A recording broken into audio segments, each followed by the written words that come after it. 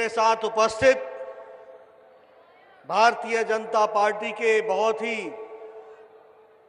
जुझारू और कर्मशील प्रदेश अध्यक्ष सम्माननीय दिलीप घोष जी,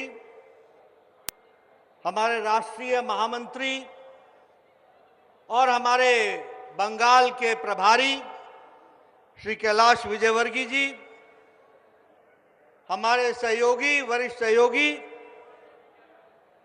श्री शुभेंद्र अधिकारी जी,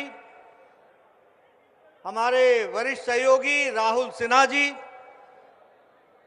हमारे वरिष्ठ सहयोगी राजीव बनर्जी जी, यहाँ के लोकप्रिय सांसद और मेरे साथी श्री अर्जुन सिंह जी, भाई रतिन बोस जी, हमारे जिला के अध्यक्ष रविंद्र जी, कल्याण चौबे जी, बालूदा, परिवर्तन यात्रा के प्रभारी, सम्मानित मंच और यहां इतनी बड़ी संख्या में हर्षोल्लास के साथ जुड़े हुए हमारे नौजवान साथी, माताएं, बहनें और हमारे मीडिया के साथी, प्रिंट मीडिया और इलेक्ट्रॉनिक मीडिया के साथी, आप सब लोग आज यहां पर इस परिवर्तन यात्रा के समाप्ति पर आए हैं। मैं जब बंगाल की धरती पर आया हूं तो सबसे पहले तो स्वामी विवेकानंद, बंकिम चंद्र चट्टोपाध्याय जी, हमारे गुरुदेव रविंद्रनाथ ठाकुर जी, हमारे नेताजी सुभाष चंद्र बोस, हमारे श्यामा प्रसाद मुखर्जी की पवित्र धरती को नमन करता हूं और प्रेरणा लेकर के हम आगे बढ़ते हैं। मित्रों, हम इस परिवर्तन यात्रा में जो 6 फरवरी को मेरे ही द्वारा प्रारंभ हुई थी, उसका आज यहां पर समाप्ति हो रहा है। गांव-गांव, डगर-डगर, हर इलाके में जाकर के हम सब लोगों ने परिवर्तन यात्रा की आवाज को बुलंद किया है। मुझे खुशी है कि बंगाल की जनता ने इस परिवर्तन यात्रा को आशीर्वाद दिया है, समर्थन दिया है, सहयोग दिया है और इसके साथ साथ संकल्प लिया है कि ममता जी की सरकार को उखाड़ फेंकेंगे और लाखों सोनार बांग्ला का बनाएंगे। इसके लिए हम आगे बढ़े। मित्रों, जब हम सोनार बांग्ला की कल्पना करते हैं तो हमें ध्यान में आता है कि किस तरीके से भारत के प्रधानमंत्री श्री नरेंद्र मोदी जी ने पश्चिम बंगाल को विकास में अपना योगदान दिया है, आशीर्वाद दिया है। हम कहने के लिए नहीं कह रहे हैं। अगर हम बात करें ईस्ट वेस्ट कॉरिडोर की तो 8,575 करोड़ रुपए का सहयोग ईस्ट वेस्ट कॉरिडोर के लिए प्रधानमंत्री मोदी जी ने दिया है। अगर हम नेपाल के साथ, बांग्लादेश के साथ भारत की कनेक्टिविटी की बात करें तो 721 करोड़ रुपए इस कनेक्टिविटी के लिए मोदी जी ने पश्चिम बंगाल को एक सहयोग के नाते दिया है।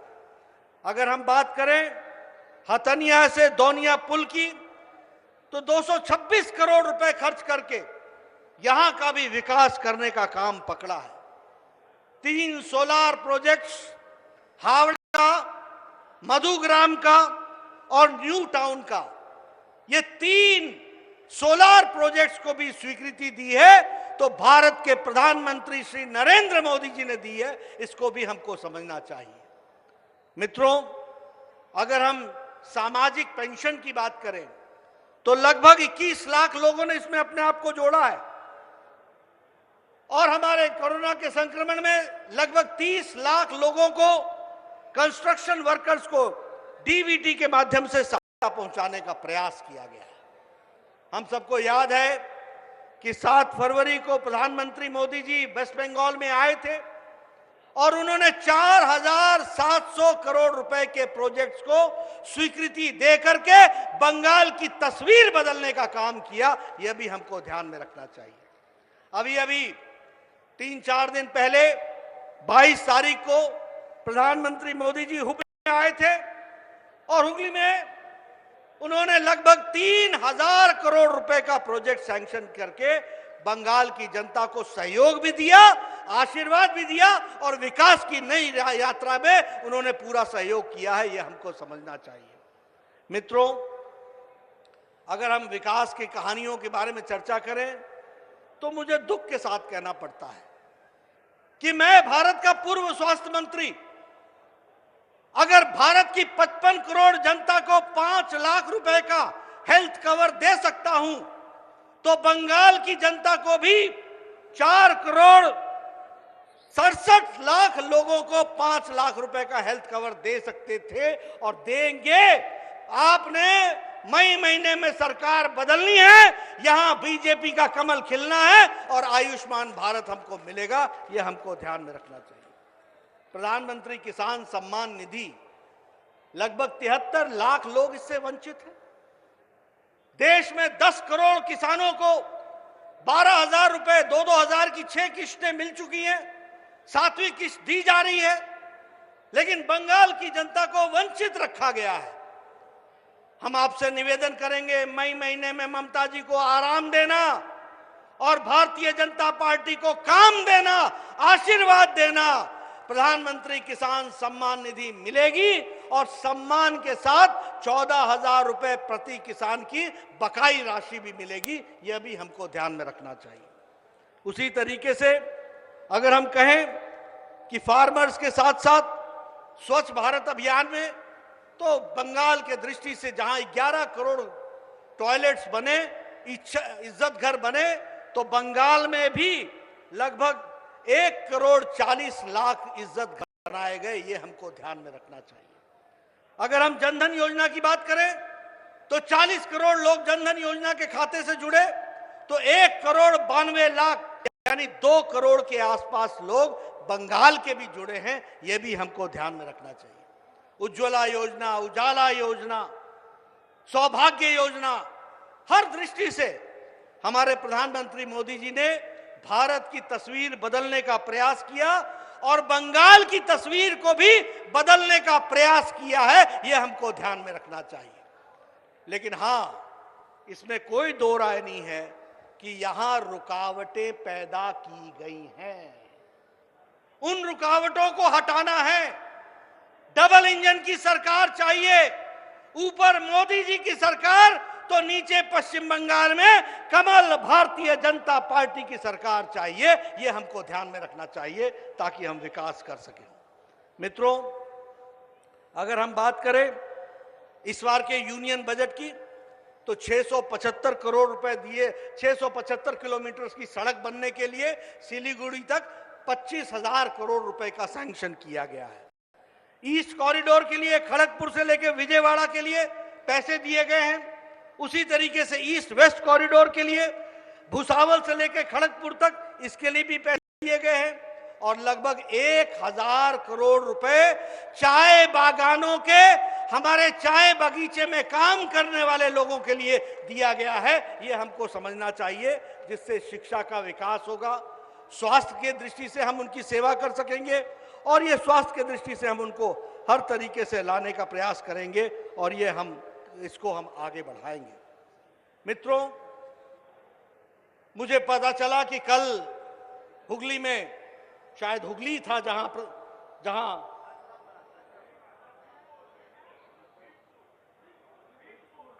बीजपुर, जहां ममता ने कल ममता जी ने हुगली में अपने वक्तव्य में ये कहा कि हमको बंगाल की जनता के लिए टीका लगाने की व्यवस्था करनी होगी। हम उनसे कहना चाहते हैं, ममता जी, प्रधानमंत्री मोदी जी ने ये कह दिया है कि 1 मार्च से जिस व्यक्ति की भी उम्र 60 साल से ऊपर होगी उसको 10,000 हमारे सरकारी केंद्रों में मुफ्त टीकाकरण होगा। इस बात का उन्होंने ऐलान कर दिया है।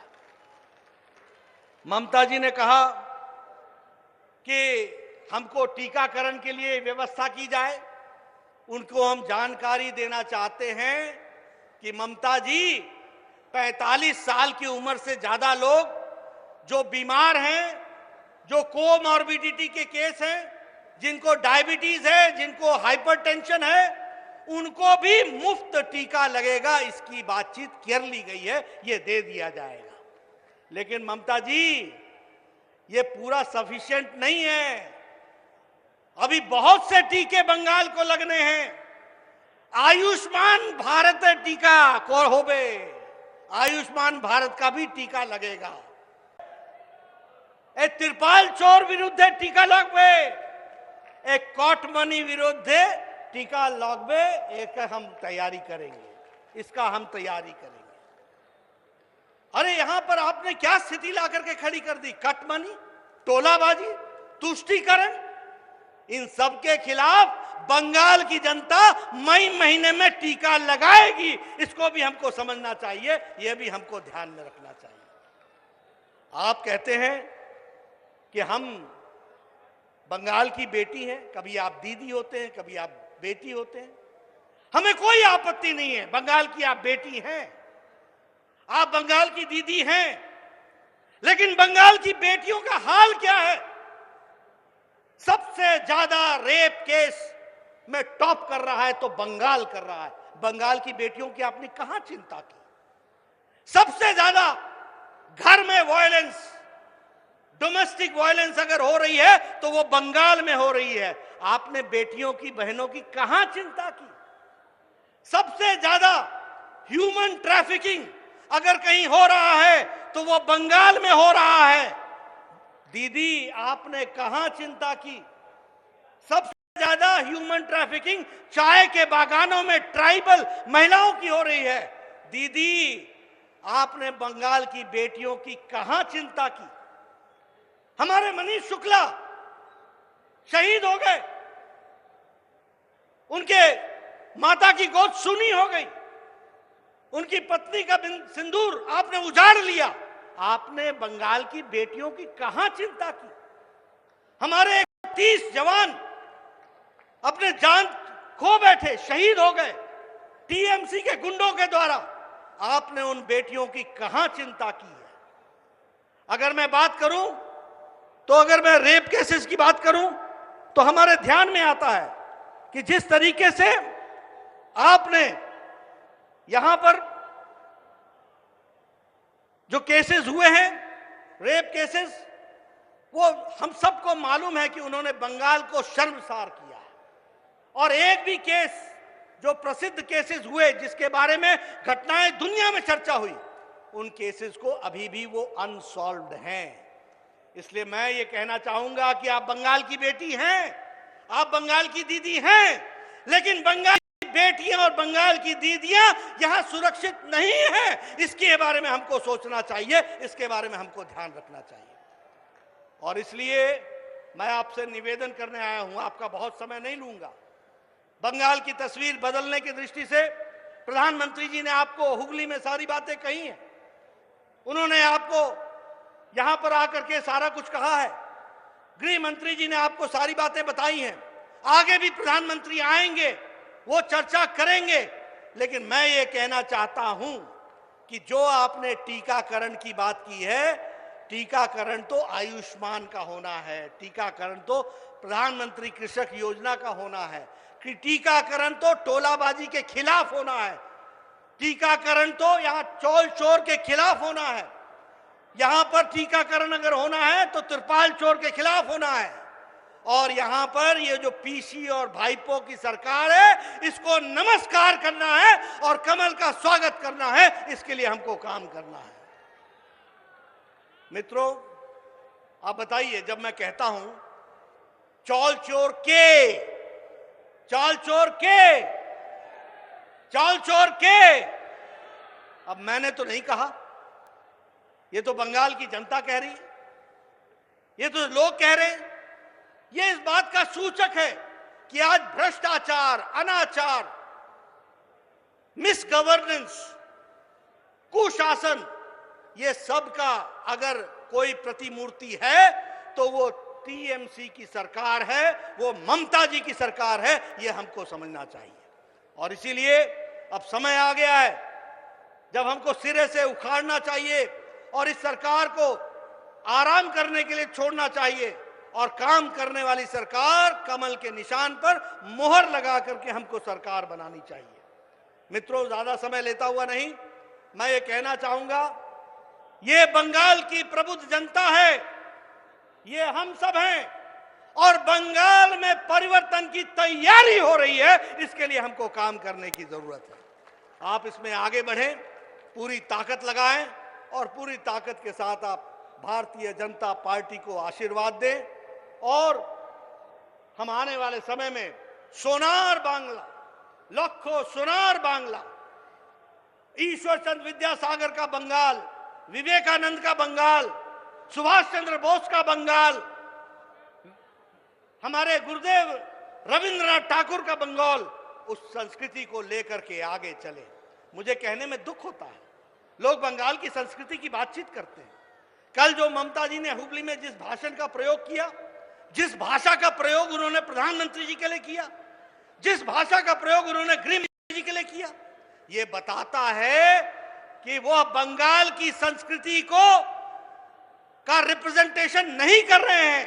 बंगाल सोनार बंगाल है, संस्कृति युक्त बंगाल है, यह ममता जी की भाषा का बंगाल नहीं है और उसको हमको फिर से स्थापित करना है, पुनर्स्थापित करना है। इस बात को हमको ध्यान में रखना चाहिए। आप सब लोगों ने मेरी बात सुनी, आपका धन्यवाद। परिवर्तन यात्रा की समाप्ति पर मैं शुभकामनाएं देता हूं। आप लोगों ने गांव-गांव में जाकर जो संदेश पहुंचाया है, वो जनता ने लिया है, उस संदेश को, उस पर वो कार्य करेंगे, ऐसा मेरा विश्वास है। आपने मेरी बात सुनी, आपका बहुत बहुत धन्यवाद। जय श्री राम। भारत माता के, भारत माता के, जय श्री राम, जय श्री राम, जय श्री राम, जय श्री राम। भारत माता के, भारत माता के। नरेंद्र मोदी जिंदाबाद, माननीय प्रधानमंत्री नरेंद्र मोदी जिंदाबाद, अमित शाह जी जिंदाबाद। नमस्कार, मैं हूं मानक गुप्ता। अगर आपको हमारा ये वीडियो पसंद आया हो तो इसे लाइक और शेयर जरूर करें और हां, हमें सब्सक्राइब और फॉलो करना ना भूलें ताकि आप देश और दुनिया की कोई खबर मिस ना करें। तो जुड़े रहिए हमारे साथ और देखते रहिए न्यूज़ 24।